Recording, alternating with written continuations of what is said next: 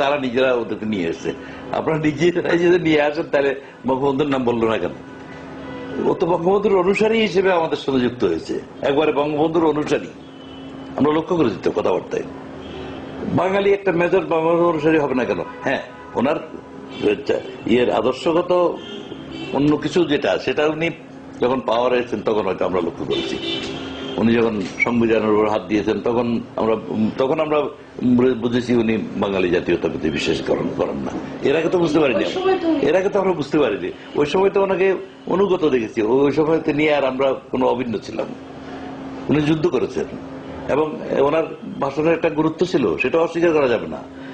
অন্য যত কণ্ঠস্বর একটা যুদ্ধক্ষেত্রে XYZ এর কণ্ঠস্বর এগুলো, কারণ সামরিক বাহিনীর দ্বারা আক্রান্ত হয়েছে একটা দেশ, সামরিক বাহিনীর লোকও এই দলে আছে।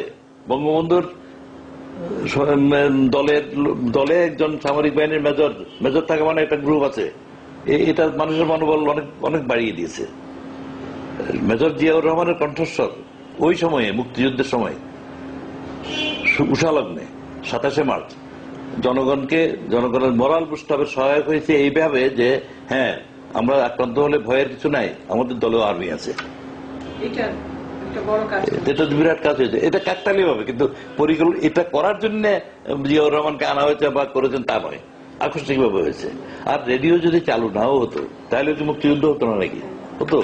7ই মার্চের বক্তব্যেই পরিষ্কার মুক্তিযুদ্ধের সব রকমের নির্দেশনা আছে, ঘরে ঘরে দুর্গ গড়ে তোলার কথা আছে, তারপরে যার হাতে যা আছে তাই নিয়ে শত্রুর মোকাবেলা করার কথা আছে, সবকিছুই বলা আছে, একবারে ভবিষ্যৎবাণীর মতো মনে হয়। আর কাব্যিক ভঙ্গিতে বলতে হয়েছে, কারণ এখন স্বাধীনতা ঘোষণা করলাম বললে তো ওনাকে রাষ্ট্রদ্রোহী ঘোষণা করা হবে আন্তর্জাতিক বিচারে, কাজে তখন কায়দা করে বলতে হয়েছে। এটা বঙ্গবন্ধুর পক্ষে সম্ভব হয়েছে, যেহেতু উনি রাজনৈতিক নেতা। তার পক্ষে এটা সম্ভব হয়েছে। এবারের সঙ্গে আমাদের মুক্তির সঙ্গে স্বাধীনতা কাব্যিক ভঙ্গিতে বলা আর কি। আর আমি এই মুহূর্তে স্বাধীনতা ঘোষণা করলাম, এটা আমরা চাইতাম, আমরা চেয়েছি। এটা বললে তো সেদিন এই লক্ষ লক্ষ লোক মেরে ফেলতো, ওরা বঙ্গবন্ধুকেও মেরে ফেলতো, এবং আন্তর্জাতিক বিচারে বলা হতো একটা রাষ্ট্রের কাঠামোর মধ্যে থেকে স্বাধীনতা ঘোষণা করেছে, এসব হতো। তো কাজে সেদিন স্বাধীনতা ঘোষণা করলেন না কেন, এগুলো সব আজে বাজে কথা। আর অন্য কাউকে আদার দেন বঙ্গবন্ধু স্বাধীনতার ঘোষক বলা, এর চেয়ে কি বলবো, এর চেয়ে নিচতা, এর চেয়ে মানে কোনোভাবেই এটা বিজ্ঞানে ফেলা যায় না, নৃতত্ত্বে ফেলা যায় না। বঙ্গবন্ধু যে স্বাধীনতার ঘোষণা দিয়েছিলেন, ওটা তো জিয়া রহমান পাঠ করেছেন। অবিকল সেটা পাঠ করেন নেই, ওটার ভিত্তিতে লেখা হয়েছে। সেটাকে আমরা সেই জন্য ঘোষণা, স্বাধীনতার যে ঘোষণা, বঙ্গবন্ধুই হলেন একমাত্র ঘোষক। আমি তো বললাম স্মরণকালের ইতিহাসে ঘোষণা করার অধিকার উনি একমাত্র পেয়েছিলেন। আর রেডিওতে যারা জয়েন করেছে তারা সব বেতার ঘোষক। বেতার ঘোষকের তখনকার ফি ছিল 15 টাকা, এখন কত আমি জানি না। আমরা সবাই বেতার ঘোষক। তো সেই বেতার ঘোষক 26 মার্চ থেকে গণনা করলে আমি আমার সহকর্মীদের নামগুলো সব যদি বলতে থাকি, আমি হিসাব করে দেখেছি 27 তারিখে জিয়াউর রহমানের অবস্থান হলো 9 নম্বর বেতার ঘোষক।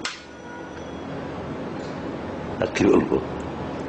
তো আপনি তো এবার স্বাধীনতার পদক পেয়েছেন, আপনার অনুভূতিটা আমরা জানি। স্বাধীনতার পদক আমাকে দেওয়া হয়েছে মুক্তিযুদ্ধের জন্য। মুক্তিযুদ্ধ আমি এতক্ষণ যে কথাগুলো বলেছি আমি একা করিনি। আমি যে কাজটা করেছি এটা ছিল এটা হচ্ছে জয়েন্ট ভেঞ্চার। রেডিও একা কেউ চালাতে পারে না। আমি 10 জন সহকর্মীর নাম বলেছি ইতিমধ্যে। আমাদের এই 10 জনকেই জাতির জনক 1975 সালের 25শে মার্চ বঙ্গবন্ধু স্বর্ণ পদকে ভূষিত করার কথা ঘোষণা করেছিলেন একটা সার্কুলার যুগে। তার কয়েক মাস পরেই অভিশপ্ত দিন 15ই আগস্ট, মানব জাতির ইতিহাসের সবচেয়ে নির্মমতম হত্যাকাণ্ডের দিনটি এসে যাওয়ায় ওই পুরস্কার আর কার্যকর করা হয়নি। তা আমার মনে হয় আমরা সেই পুরস্কারই পেয়ে গেছিলাম, জাতির জনক স্বয়ং দিয়ে গেছিলেন। সেই পুরস্কারটাকে অনেক বড় করে দেখি। সেই পুরস্কার আমরা 10 জন, আরো বেতারের বিভিন্ন কলাকুশলী কয়েকজন মিলিয়ে ভারতীয় 4 জন সহ মোট 22 জনের নামে পুরস্কার ঘোষণা হয়েছিল। তো ওটা আমরা পেয়েছি মনে করি। এই একটা স্বর্ণপদক হাতে ঝুলানোর বঙ্গবন্ধুর সময়ে ঘোষণা করা হয়েছে, ওনার স্বাক্ষরে ঘোষণা করা হয়েছে, এটাই আমাদের বড় পাওয়া। এর চেয়ে বড় পাওয়া কিছু না। এরপরে যত পুরস্কারই আসুক, আমরা অনেক বড় করে দেখি বঙ্গবন্ধু স্বর্ণপদককে। আপনাকে অনেক ধন্যবাদ। আমরা বিডি নিউজের পাঠকদের পক্ষ থেকে আপনাকে কৃতজ্ঞতা জানাই এবং অভিনন্দন জানাই এবার স্বাধীনতা পদক। আমি আমার বক্তব্যের সর্বশেষ শব্দ হিসেবে সবসময় যা উচ্চারণ করি, দলমত নির্বিশেষে, জয় বাংলা।